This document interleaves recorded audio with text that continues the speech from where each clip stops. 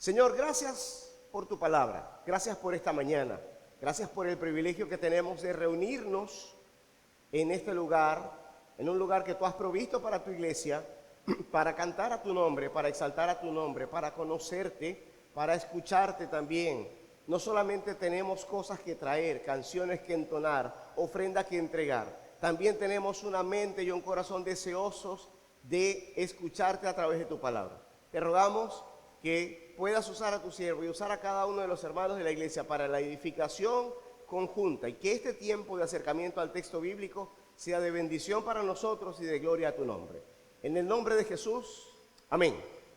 Amén, hermanos. Puede tomar asiento y abrimos nuestras Biblias en la carta de Santiago, capítulo 3. Mientras usted lo hace, yo le quiero contar una historia. ¿Hay alguien aquí en el local que se llame Mabel? No hay ninguna hermana que se llame Mabel, ¿verdad? Aquí, en este local. Maribel, no Mabel.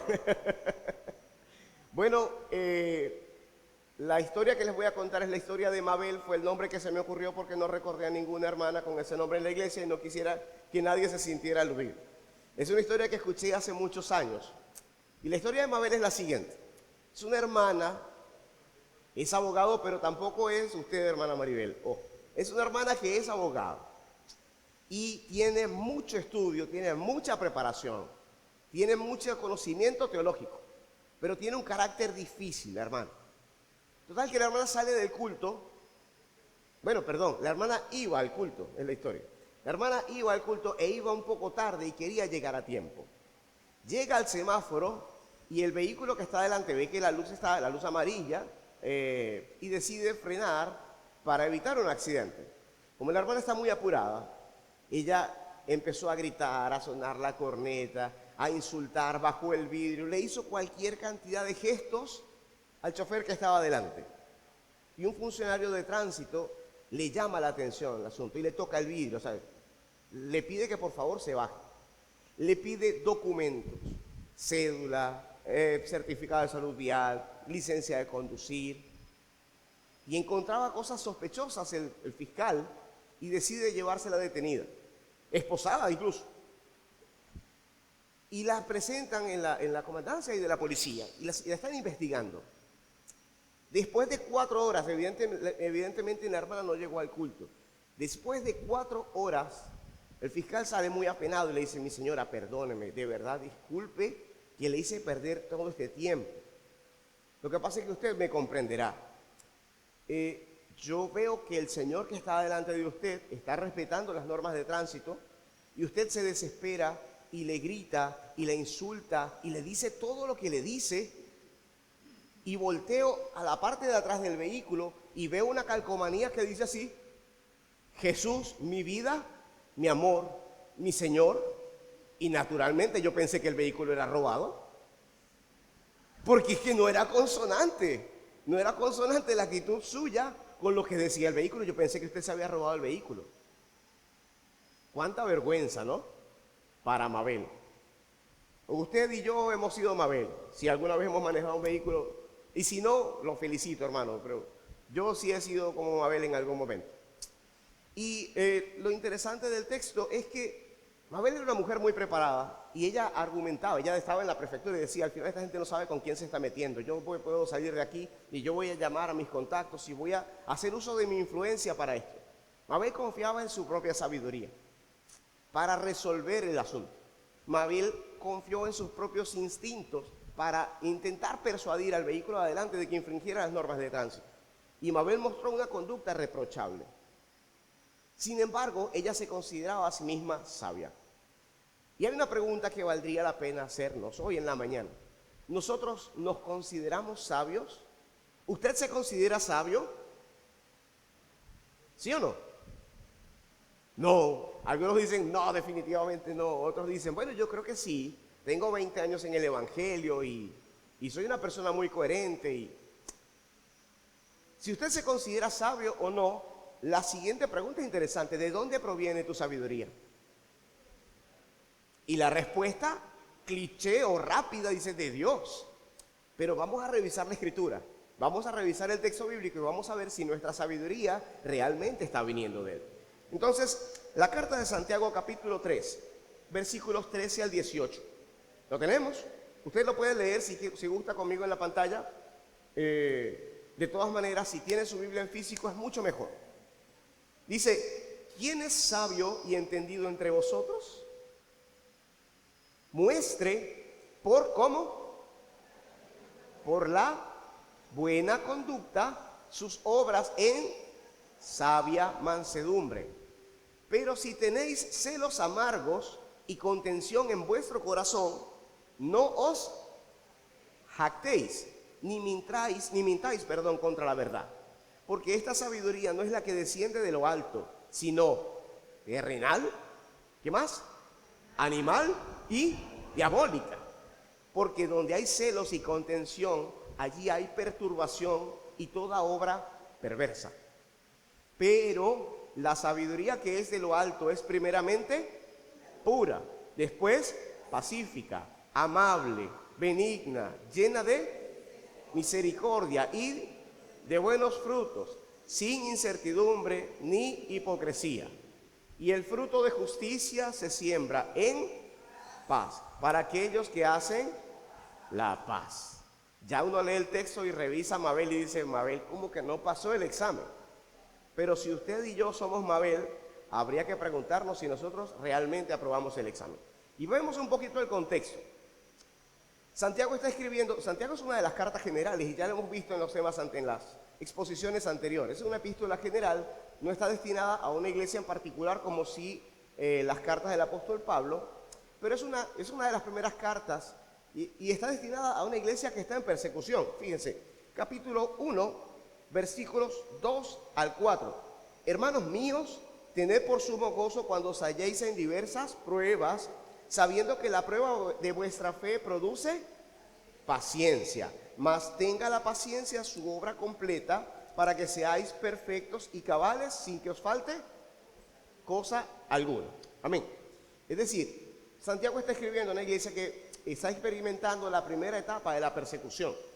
Y era una persecución tan complicada que el mismo Santiago, pocos años después de escribir la carta, es martirizado, es asesinado, él pierde su vida.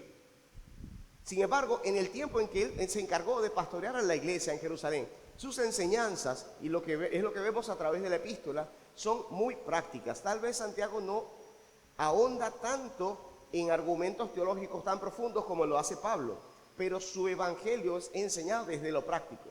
Y desde lo práctico, Santiago les dice, hermanos, no se aflijan al punto de deprimirse, de entristecerse por las aflicciones que están viviendo, sino más bien agradezcan al Señor por el sufrimiento, porque ese sufrimiento hará que en ustedes crezca la fe y crezca la paciencia. Y la paciencia hará que ustedes se parezcan cada vez más al Señor. ¿Y es que acaso es en ese propósito de la vida cristiana? Ser cada vez más como Cristo, honrar al Señor con mi vida, testificar a otros con mi vida de lo que el Señor está haciendo en mí. Bueno, Santiago les está diciendo, las pruebas que están viviendo son la oportunidad perfecta para ustedes crecer en carácter. Ahora, para crecer en carácter y para ver las pruebas de esta manera, se necesita una cosa, sabiduría. Necesitamos sabiduría, necesitamos entender la vida como el Señor la entiende, porque si la vemos como nosotros la vemos en nuestros ojos carnales, nos vamos a llenar de queja, de aflicción, desesperanza, tristeza, desánimo. Entonces, en el primer momento en el que Santiago introduce la necesidad de sabiduría en la carta es en el primer capítulo, inmediatamente después, versículo 5. Y si alguno de vosotros tiene falta de sabiduría, ¿qué debe hacer? Pedirla a Dios, el cual da a todos abundantemente y sin reproche. Y esta iglesia estaba en persecución, pero la iglesia en general estaba en persecución, pero era evidente que había problemas por falta de sabiduría en la iglesia. ¿Por qué? Ustedes lo vieron la semana pasada con el pastor Robinson. Había hermanos que hacían mal uso de la lengua por falta de sabiduría. Y de una misma boca salía agua dulce y agua amarga. Y eso no puede ser. La Biblia nos enseña que eso no debe ser. Y hay hermanos que se abrazaban por un lado y por otro lado con el puñal en la espalda. Hermano, Dios te bendiga. ¿No ven? Y el de al lado dice igualmente, hermano, gracias. Pero realmente se están apuñalando entre ellos. Se están hiriendo entre ellos. Esto es una evidencia de falta de sabiduría en la iglesia. O hermanos que tenían preferencia y entonces daban un trato a los ricos y otro a los pobres. Esto es una evidencia de falta de sabiduría. O hermanos que caían en chisme. Esto es otra evidencia de falta de sabiduría. O hermanos que tenían poco dominio propio y daban rienda suelta a su ira. Y esto es falta de sabiduría. Todos estos problemas Santiago los ha venido abordando y ya los hemos estudiado en enseñanzas anteriores. Cuando Santiago comienza el capítulo 3, dice, hermanos, 3:1, hermanos míos, no os hagáis maestros muchos de vosotros, sabiendo que recibiremos mayor condenación. Y Santiago no está diciendo que no hace falta maestros en la iglesia. Santiago está diciendo hermanos, no te consideres maestro, no se consideren todos maestros, no tomes una actitud como de superioridad con respecto a los demás hermanos. No consideres que tienes tanta experiencia que no necesitas a los demás o que estás por encima de los demás. Es lo que Santiago está diciéndole. Porque, bueno, al que más tiene, más se le demanda. Si realmente eres más sabio, entonces tienes mayor responsabilidad en cuanto a conducirte en la iglesia del Señor y en cuanto a ser ejemplo para otros. Entonces, no os hagáis maestros muchos de vosotros, sabiendo que recibiremos mayor condenación. No es que hay condenación en ser maestro, es que es un problema si te consideras maestro y no te comportas como tal. De esto está hablando Santiago. Y una primera alerta para nosotros como iglesia, y lo hemos dicho, hermanos, de manera recurrente. A veces, con un corazón genuino y agradecido, decimos, Señor, gracias por mi iglesia, porque es una iglesia donde se enseña la palabra de Dios. Hermanos, pero entre eso y el orgullo doctrinal puede haber una línea muy delgada. Entonces podemos ya no agradecer al Señor por estar en una iglesia donde se enseña la palabra de Dios, sino jactarnos delante de otros porque estamos en una iglesia de sana doctrina y nuestra iglesia es la super iglesia, mejor que todas las demás iglesias. Me explico, hay una línea delgada entre el agradecimiento por estar en un cuerpo donde somos alimentados con la palabra de Dios y la jactancia y el orgullo que nos lleva a tomar conductas como la que Santiago nos dice que no debemos tomar. El Señor evalúe y examine nuestro corazón para que no nos permita entrar en ese terreno de la jactancia.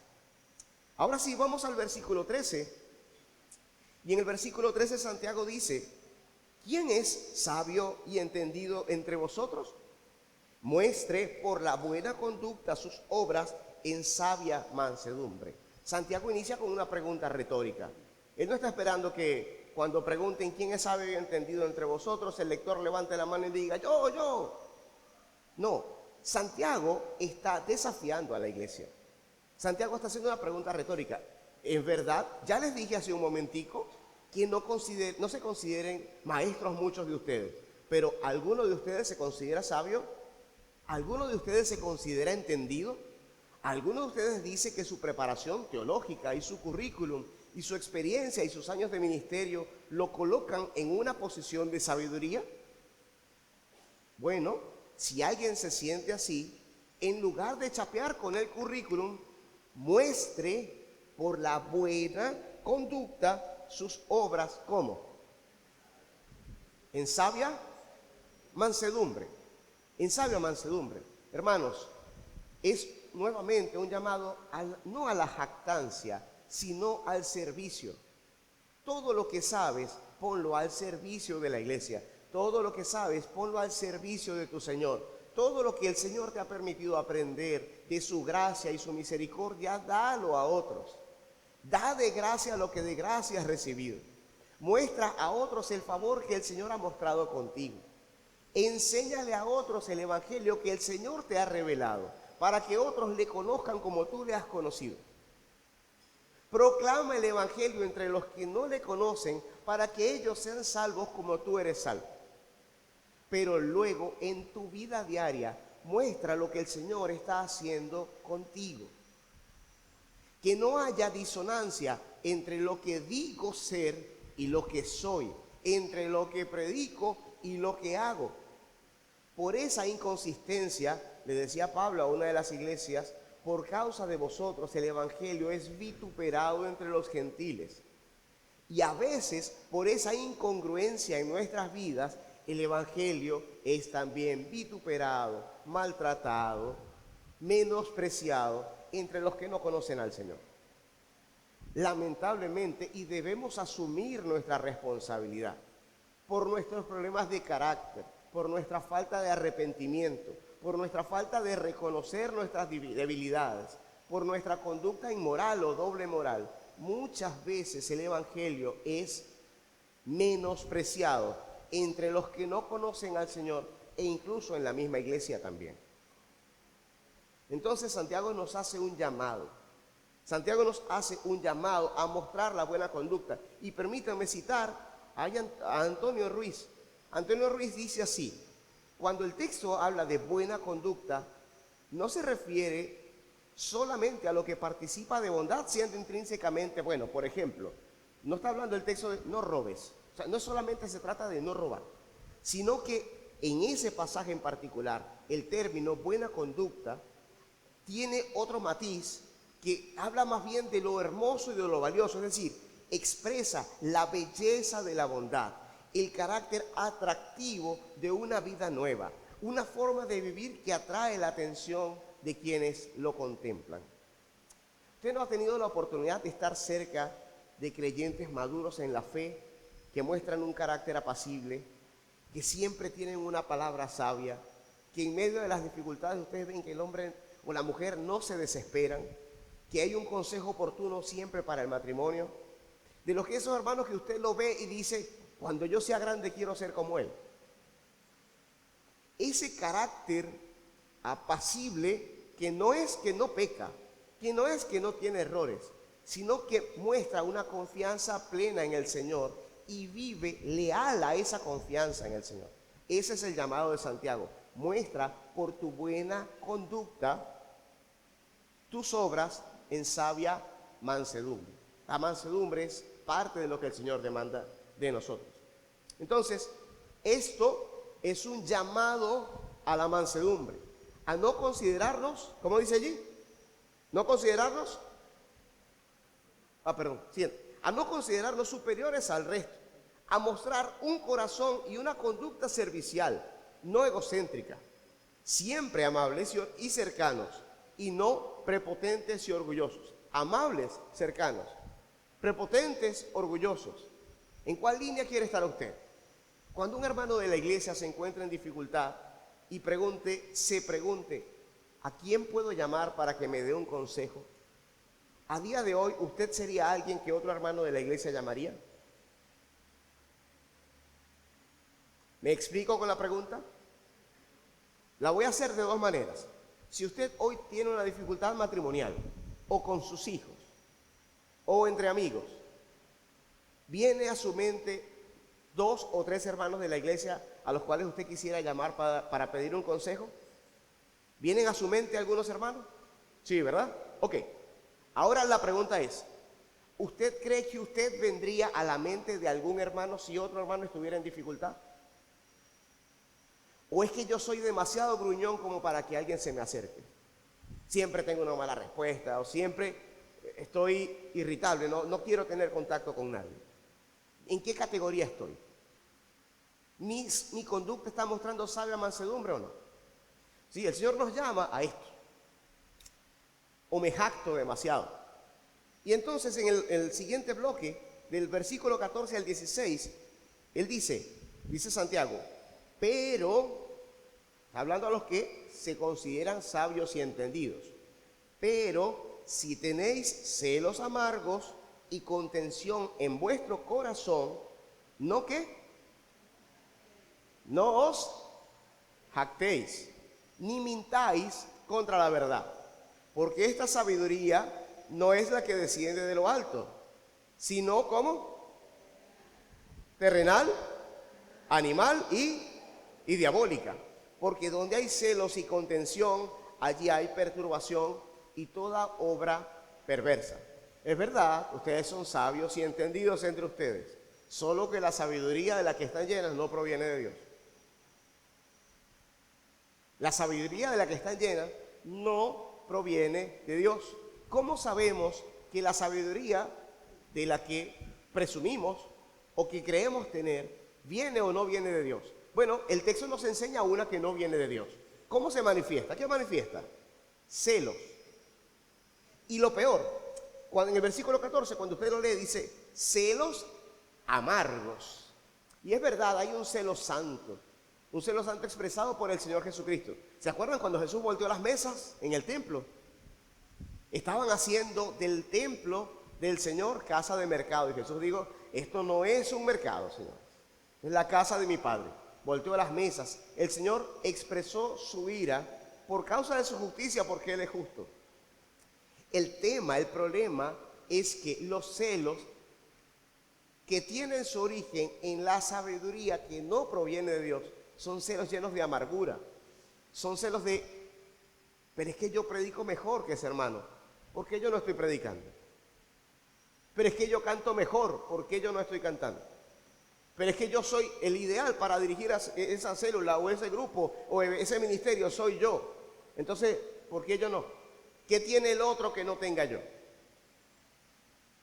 Son celos, son expresiones de amargura que detrás del asunto comportan algo de envidia y comportan algo de inmadurez.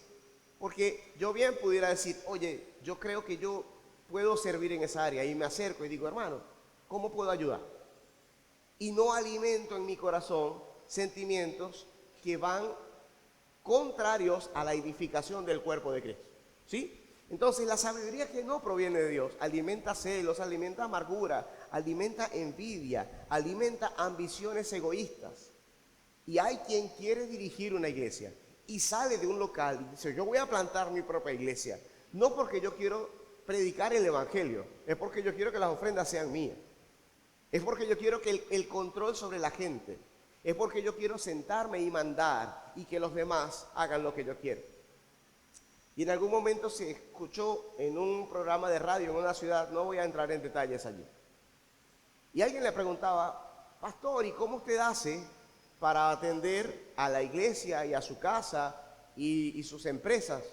Bueno, para eso yo tengo las ovejas, yo llamo a una y ella va y me busca al muchacho, yo llamo a la otra y me busca al otro, yo llamo a aquel y me trae la comida. Y es una forma de control, de posesión diabólico, porque no está entendido dentro de lo que el Señor nos ha llamado a hacer como siervos del Señor. ¿Sí? Entonces la sabiduría que no viene de Dios, más bien está llena de eso, de celos, de amarguras, de envidias, de ambiciones egoístas, de jactancia. Yo sé. No, yo no voy a venir a la clase del discipulado porque yo me sé eso.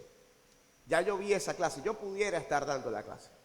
Hermano, usted puede leer un texto bíblico 100 veces y seguir aprendiendo del mismo texto bíblico, porque la palabra de Dios es viva y eficaz y más cortante que toda espada de dos filos, y penetra hasta partir el alma y el espíritu, las coyunturas y los tuétanos, y discierne los pensamientos y las intenciones del corazón. Acercarnos al texto bíblico continuamente nos lleva a mantener una dinámica continua de relación con el Señor. Y nosotros necesitamos eso. Pero la sabiduría que proviene de otra fuente que no es de Dios, no nos lleva al Señor. Nos lleva a todo aquello que nos aleja del Señor. ¿Cuál es el resultado de esta sabiduría? ¿Y cuál es la naturaleza? Me llama la atención porque Santiago es un poco drástico cuando dice, es terrenal, es animal y es diabólica. ¿A qué se refiere? A que la sabiduría humana me lleva a desear las cosas del mundo. La sabiduría terrenal me lleva a ponerme atención en lo que me da placer o bienestar aquí, lo que me da comodidad aquí. Y esto es una diatriba interesante porque uno quiere estudiar, informarse y aprender y crecer desde el punto de vista incluso empresarial y decir, bueno, yo quiero llegar a tal sitio, a tal meta. Y alguien preguntaba una vez, un pastor predicando, ¿para qué quiero estar tan cómodo aquí en la tierra si esta no es mi casa? Si este no va a ser mi lugar por la eternidad. Citando al Señor diciendo, no os hagáis tesoros en la tierra donde la orilla y el orín corrompen y donde los ladrones minan y hurtan. Haceos tesoros en el cielo donde ni la polilla ni el orín corrompen, ni los ladrones minan ni hurtan. Y entonces, a veces, nuestra sabiduría terrenal nos lleva a poner tanto nuestra mirada aquí en la tierra, en los beneficios materiales que podemos obtener aquí, que desviamos nuestra mirada del Señor. Y la sabiduría humana es terrenal y es animal, es natural en cuanto a que busca que nosotros satisfagamos nuestros propios deseos e instintos, incluso pecaminosos. Yo quiero que me vean a mí, yo quiero que me exalten a mí, yo quiero que me reconozcan a mí, yo quiero figurar y estar por encima yo. Quiero todo aquello que me dé placer. Y en esta época en particular, a los muchachos se les dicen, sé feliz, haz todo aquello que te haga feliz. No importa, no hay nada bueno ni malo. Haz todo aquello que te hace feliz. Si tú eres feliz y no le haces daño a nadie, lo puedes hacer. Y ayer, en un programa de televisión, bueno, yo lo vi ayer. El programa de televisión fue pocos días atrás. En España, una muchacha joven se levanta, está en una participación y dice, pero la intimidad sexual entre dos hermanos, en principio puede ser vista como malo. Pero después, si esta pareja entiende que toma medidas de protección para no quedar embarazadas, porque el problema no es la intimidad entre hermanos, sino que no se vayan a reproducir para no engendrar a un niño con malformaciones genéticas, entonces ellos lo pueden hacer porque lo están haciendo con responsabilidad y no le están haciendo daño a nadie. Esta es la sabiduría terrenal, animal y diabólica que va contra los principios de la palabra de Dios, y en la cual se está formando nuestra generación de jóvenes, adolescentes y niños. Estamos hablando de incesto, de pedofilia, de homosexualidad, estamos hablando de un montón de cosas que son contrarias a la palabra de Dios. Al final, ¿cuáles son los resultados de esta sabiduría humana? Celos, contiendas y falta de paz. Pero ¿cómo puede tener alguien paz si no se acerca al dador de la paz? ¿Cómo puede tener alguien paz si vive contrario al Dios que da esa paz que sobrepasa todo entendimiento? No hay manera. Pero eso mismo se puede expresar en el contexto de nuestra relación también. Hermano, hace falta que, servir a alguien que está en necesidad. Necesitamos ir a ayudar para limpiar la casa o el terreno, lo que sea. Yo no me voy a rebajar a eso. Las sillas las puede acomodar el hermano Pablo, que bastante bien que lo hace y le queda bonito. La iglesia la pueden limpiar otras personas que tienen menos ocupaciones. Yo no me puedo rebajar al hecho de venir a limpiar la iglesia. No, todavía que me llamen a predicar, que me llamen a cantar, que me pasen al púlpito. Pero los baños, no. Visitar al hermano que vive, no, eso es peligroso. Está sucio. Saben, a veces mostramos lo que hemos visto en prédicas anteriores, mostramos favoritismo y mostramos menosprecio a hermanos en menores condiciones o en condiciones precarias, y no mostramos el mismo interés en favorecer y ayudar a esos hermanos en necesidad que a otro del cual sí puedo obtener un beneficio. O puede pasar, hay dos personas que necesitan algo. ¿Cuál de las dos me puede dar algo más adelante? ¿Con cuál puedo hacer un trueque? Bueno, yo, hermano, le sirvo aquí, pero yo sé que con él yo tengo garantizada tal cosa más adelante. ¿Saben? Hay una actitud de pecaminosidad, de interés, que es contraria al ama a tu prójimo como a ti mismo. Y eso lamentablemente es visto en términos prácticos en la iglesia local. Y Santiago nos llama a renunciar a esto.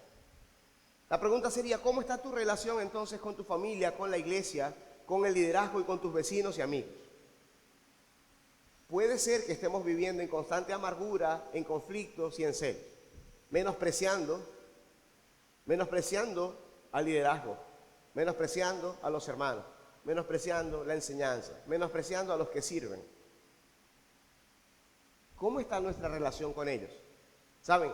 Es probable que mi relación con los demás está deteriorada, es muy probable, esté deteriorada, porque yo estoy viviendo desde mi propia sabiduría y no desde la sabiduría de Dios. Y en ese sentido necesitamos correr a Cristo. Necesitamos ir al Señor para confesar cómo estamos viviendo y pedirle al Señor que nos muestre cómo es su sabiduría y cómo puedo conducirme en el amor del Señor para bendición y gloria de su nombre y también para el servicio de la iglesia. En el versículo 17, Santiago va a plantear algo que es lo opuesto a lo que él acaba de decir. Pero la sabiduría que viene de lo alto es primeramente... Abramos nuestra Biblia, hermano. Estamos aquí. ¿Cómo dice el texto? Santiago 3:17. Pero la sabiduría que es de lo alto es primeramente pura, después pacífica, amable, benigna, llena de misericordia y de buenos frutos, sin incertidumbre. Y cuando Santiago dice que la sabiduría que viene de lo alto es pura, no solamente está hablando, hermanos, de pureza sexual. Está hablando que en sus intenciones, el proceder de a un hermano que ha crecido en la sabiduría del Señor, no hay maldad. ¿Me explico? Yo me puedo equivocar en algún momento de la vida. Me puedo equivocar, puedo fallarle en alguna cosa al hermano. Pero la sabiduría que viene de lo alto me conducirá a que cada vez con menos frecuencia mis intenciones sean las de lastimar a otro. ¿Me explico? No actuar con premeditación en función de lo voy a avergonzar. Descubrí la debilidad del hermano y lo voy a exponer públicamente. Sé que yo tengo una culebra pendiente, un problema con alguien, como dirían los muchachos, los malandros. Tengo una culebra con el otro. Tengo un problema con el otro. No voy a hacer uso de la oportunidad que tengo para meter la zancadilla y herir. No voy a hacer uso de el deseo de vengarme por lo que él me hizo hace 2 o 3 años, diciendo, este es mi momento para aprovechar. Sino que hay pureza en la intención del corazón de aquel que ha crecido en la sabiduría que viene de lo alto. Y cuando se va a conducir, cuando va a tratar, cuando se va a relacionar con otro hermano, lo hace desde eso, la pureza de las intenciones, desde el deseo de que el otro hermano esté bien, desde la voluntad de poder servir con integridad y alegría y sencillez de corazón a mi hermano. ¿Me explico? Esa naturaleza de la sabiduría que viene de Dios es pura. Procura la paz. La sabiduría que viene de Dios procura la paz. El Señor dijo antes de irse, mi paz os dejo, mi paz os doy. Y yo no la doy como el mundo la da. La paz que proviene del Señor es diferente. Y el que ha crecido en la sabiduría del Señor procura la paz, no procura acrecentar los conflictos, procura resolverlos. Esto no se trata de evadir las diferencias. Vamos a tener diferencias porque somos humanos, pero no las vamos a evadir. Vamos a procurar en el Señor resolverlas por amor del Señor y por amor de la iglesia, para que en las diferencias el hierro con el hierro se afile, para que el carácter mío sea formado a través de las fallas del otro. ¿Saben? Así como Santiago decía, bienaventurados sois cuando os halléis en diversas pruebas, indirectamente en el texto es, bienaventurado eres también cuando otra persona te falla, porque tienes la oportunidad de crecer en perdón. Tienes la oportunidad de mostrar misericordia. ¿A quién vas a perdonar si nadie te falla? No hay manera. Si la gente no te falla, no vas a tener necesidad de perdonar. Cuando la gente te falle, te vas a encontrar en la necesidad de perdonar y vas a decir, oye, si lo que el otro me hizo me dolió, ¿cuánto le habrá dolido al Señor mi pecado diario? Y sin embargo el Señor no escatima y perdona inmediatamente. Y entonces yo soy llamado a mostrarle a otro la misma gracia que yo he recibido. La sabiduría que viene de lo alto es pura, es pacífica, es amable, decíamos. Es benigna. Y un pastor para explicar esto, él decía, hay tumores que son malignos y hay tumores que son benignos, y eso tiene que ver con el comportamiento, entre otras cosas. Por ejemplo, si ustedes en algún momento han visto a alguien que tiene una pelotica de grasa en la espalda o en un brazo y le han dicho que eso es un lipoma, eso es benigno.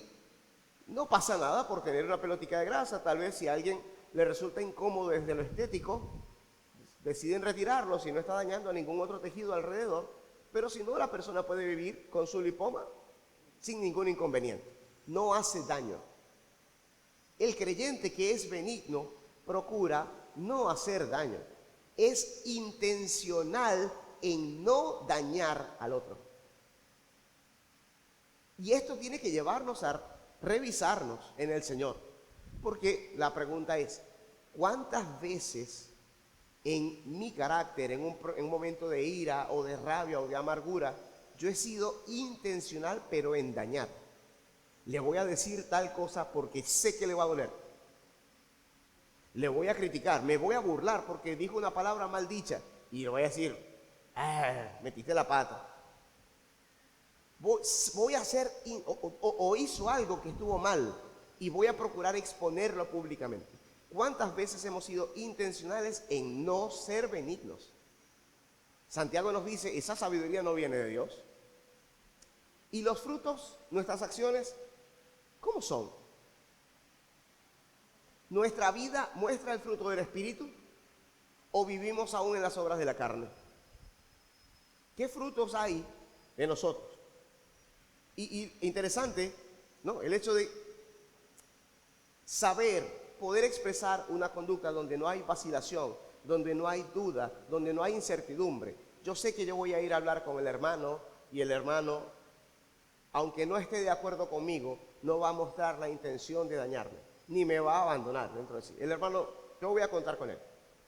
O yo decidir, mire, no estoy de acuerdo con lo que el hermano está haciendo, pero no lo voy a abandonar, lo voy a acompañar. En el Señor voy a orar por él y le voy a hacer saber que estamos juntos caminando esta misma ruta, animándonos a seguir obedeciendo y honrando al Señor. Esa sabiduría que no es hipócrita se recibe solamente por gracia. Y usted puede ir brevemente al libro de los Salmos, si no yo se lo leo. Salmos capítulo 119.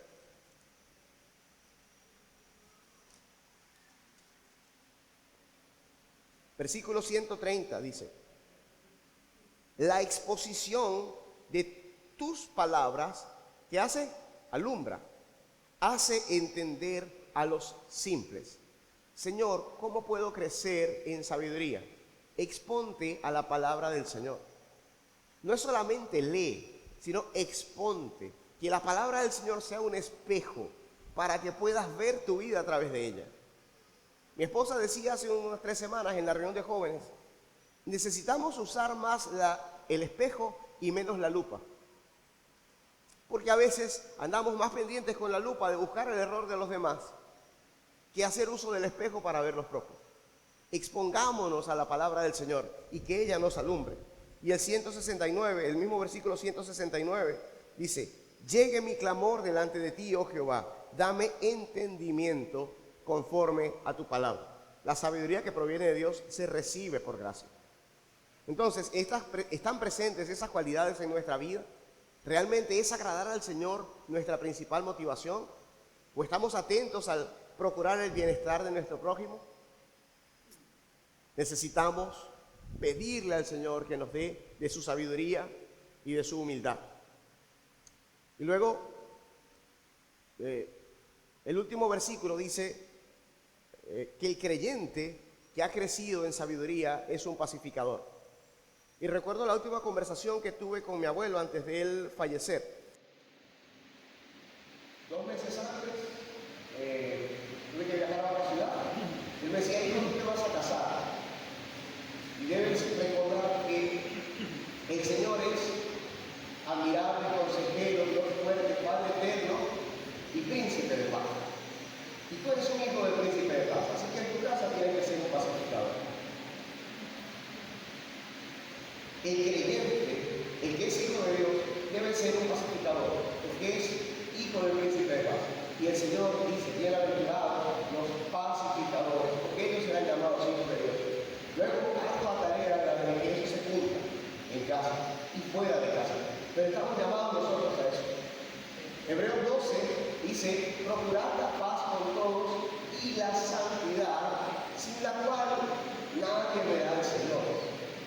siempre enseñamos acerca de la santidad, pero no podemos olvidar la paz. Procurar estar en paz con todos. La sabiduría humana es incapaz de proveer en sí misma la paz que solo Dios puede dar. De la misma manera que la ira del hombre no puede obrar la justicia de Dios. Debemos comprender que a veces, cuando somos llamados a ser pacificadores, realmente queremos hacer uso de la ira nuestra para, según nosotros, hacer justicia. No, dijimos, el Señor hará justicia. Nosotros estamos llamados a ser pacificadores. La sabiduría que viene de Dios nos lleva a Él. Así que, hermanos, debemos pedirle al Señor que su paz, que sobrepasa todo entendimiento, como dice Pablo en Filipenses 4:7, gobierne, habite en nuestros corazones. Y que nosotros podamos también imitar al Señor en este sentido. Que en nuestra condición de hijos del príncipe de paz, vivamos el llamado que Él nos hace a ser pacificadores. Hacer de los que reconcilian el mundo al mundo con Dios. Y este testimonio, este carácter nuestro, va a ser evidencia de lo que Dios está haciendo en nosotros, aún a los enemigos de Dios. El libro de Proverbios dice, cuando el camino o los caminos del hombre son agradables a Dios, aún a sus enemigos hace estar en paz con Él. Y luego, si otra persona fuera de usted decide permanecer en guerra, usted no puede controlar eso. Pero lo que usted puede controlar es si usted testifica o no adecuadamente del Dios que habita en usted. Entonces, ¿hacia dónde nos conduce la sabiduría de Dios?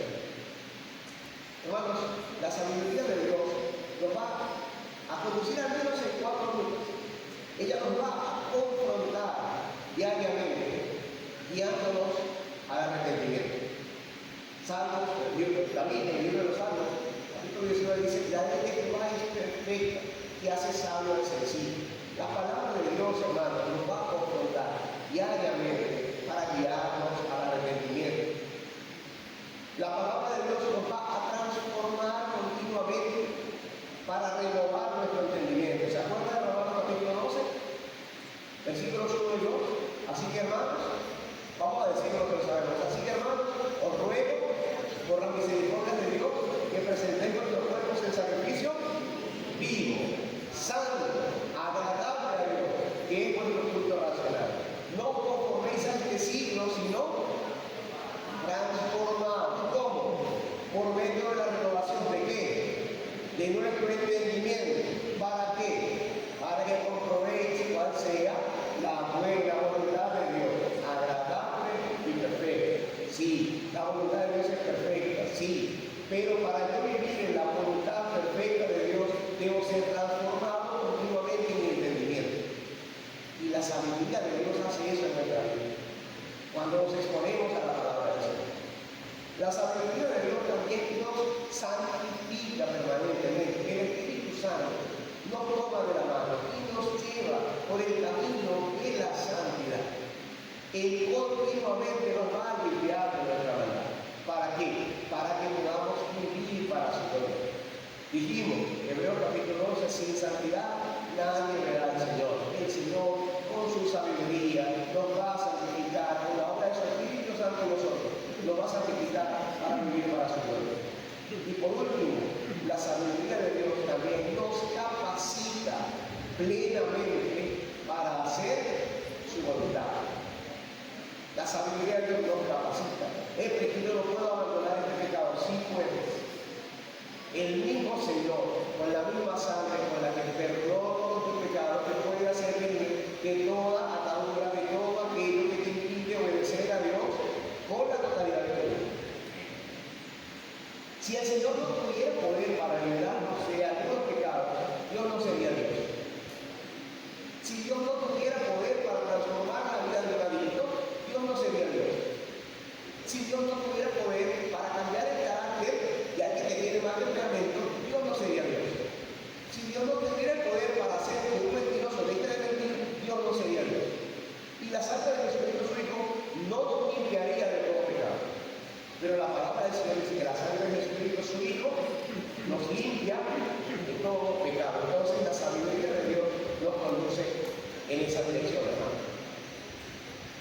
Quisiera entonces que después de revisar este texto asumiéramos un desafío hoy en la mente. Un desafío no solo teórico, hermano, sino práctico. Tomémoslo en cuenta para hacerlo.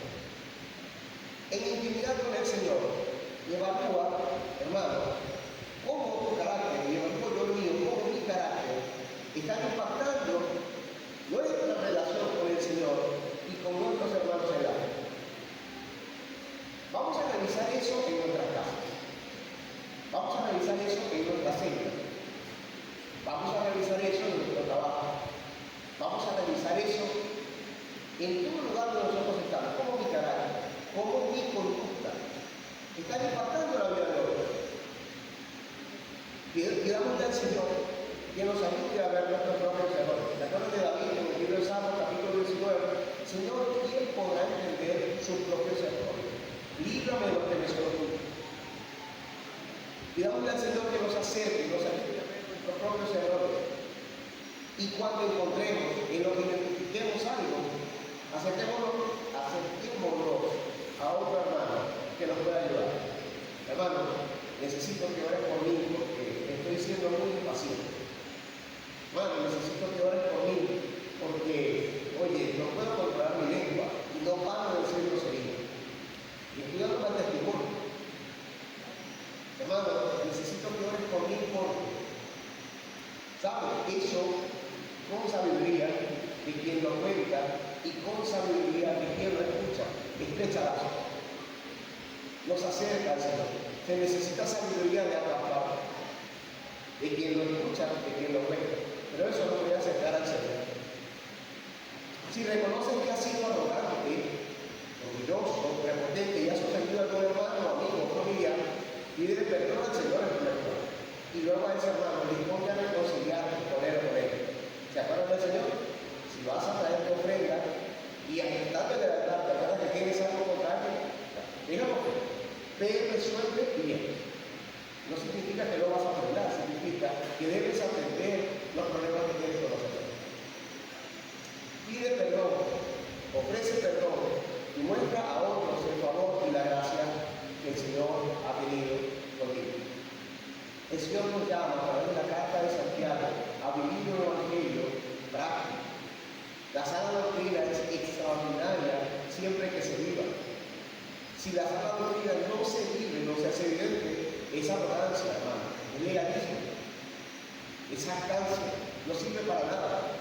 Solamente para asignarnos mayor responsabilidad, porque sabiendo lo que teníamos que hacer, no lo hicimos.